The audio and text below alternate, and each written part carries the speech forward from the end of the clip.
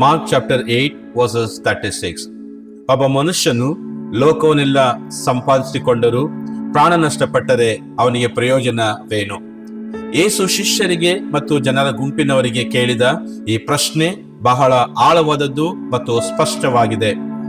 ಲೋಕವು ನಮಗೆ ಹಣ, ಸ್ಥಾನಮಾನ, ಯಶಸ್ಸು, ಸೌಕರ್ಯಗಳನ್ನು ಕೊಡುವುದು ನಿಜ. ಆದರೆ ಯೇಸು ನಮಗೆ ನೆನಪಿಸುವಂಥದ್ದು, ಲೋಕದ ಸಂಪಾದನೆಗಿಂತ ಅಮೂಲ್ಯವಾದದ್ದು ನಮ್ಮದ ಆತ್ಮ ರಕ್ಷಣೆಯಾಗಿದೆ.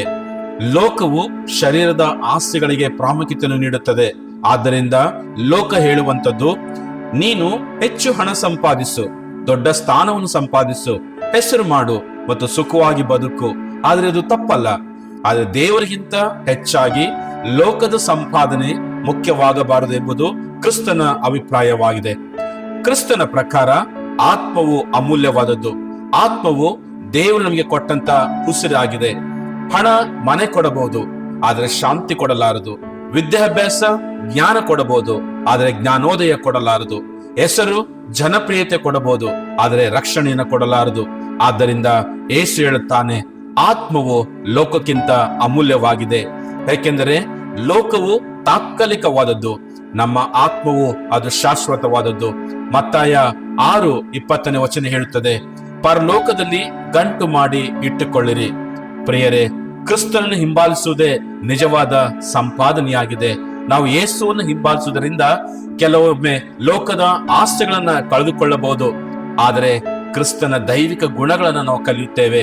ಮಾರ್ಕ 8:35 ಹೇಳುವಂಥದ್ದು, ಕ್ರಿಸ್ತನ ನಿಮಿತ್ತವಾಗಿಯೂ ಸುವಾರ್ತೆ ನಿಮಿತ್ತವಾಗಿಯೂ ತನ್ನ ಪ್ರಾಣವನ್ನು ಉಳಿಸಿಕೊಳ್ಳುವವನು ಧನ್ಯನು. ಪ್ರಿಯರೇ, ನಾವು ಕ್ರಿಸ್ತನ ಶ್ರಮೆ, ಮರಣ, ಪುನರುತ್ಥಾನದ ಧ್ಯಾನದಲ್ಲಿದ್ದೇವೆ. ಯೇಸು ನಮಗೆ ಕೇಳುತ್ತಿದ್ದಾನೆ, ನೀನು ಯಾರನ್ನು ಹಿಂಬಾಲಿಸುತ್ತಿದ್ದೀಯಾ? ಕ್ರಿಸ್ತನನ್ನು ಅಥವಾ ಲೋಕವನ್ನು?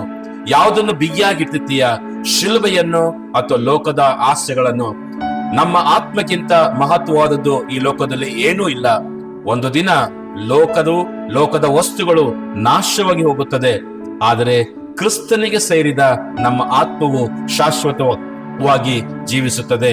ಸಂಗೀತಗಾರನೊಂದಿಗೆ ನಾವು ಹೀಗೆ ಆಡೋಣವೇ, ಹಿಂಬಾಲಿಸುವೆ ಕರ್ತ, ಹಿಂದಕ್ಕೆ ನೋಡದೇನ, ಶಿಲುಬೆಯ ದೃಷ್ಟಿಸುತ್ತಾ ಮುಂದಕ್ಕೆ ಸಾಗುವೆನ.